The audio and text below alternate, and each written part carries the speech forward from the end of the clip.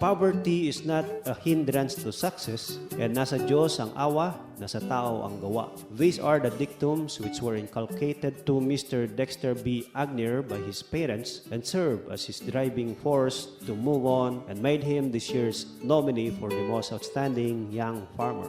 Dek, as he is fondly called, had demonstrated these virtues when he entered the 4-H club of their barangay. He hails from a typical and hard-working farm family. Since his childhood, he is different from his playmates because he considers their farm equipment as toys and their farm as his playground. Dek's family used to cultivate 1/5 of a hectare underdeveloped land which they inherited from their grandparents. At first, his father established a piggery project through a loan and raised chickens and cattle.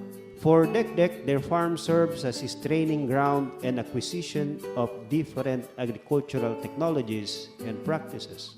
His farming experiences also taught him core values such as service with love, diligence, humility, honesty, frugality, cooperation, perseverance, trustworthiness, responsible, and respect to others.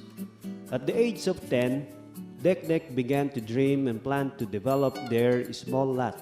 Together with his father, and for believing that the water is critical to any farming endeavor, they harnessed the water from the mountain as their main source of irrigation. When he graduated from high school, his father gave him the full responsibility to develop a more or less 1,000 square meter rice land. This served as a challenge for him to help his family come out from poverty.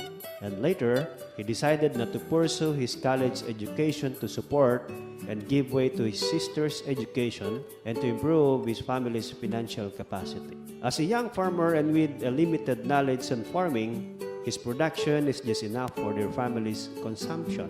However, he believes that he can excel in farming with his eagerness to learn and through his membership to 4-H club and community involvement. Likewise, he also worked as farm laborer to augment their income. He also attended various farmers' classes and explores all venues of accumulating knowledge and innovations. Most of all, he shared all significant ideas he learned to his fellow farmers. By applying all the knowledge and experiences he got, he was able to increase his usual production.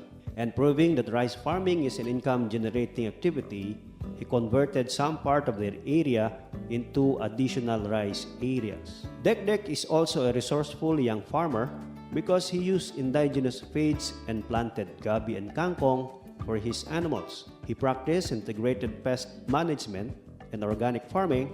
Thus, all his produce are fit for human consumption. He is also a wise man because he saved some amount for whatever income he realized. Said amount was used in purchasing the surrounding areas in 2008.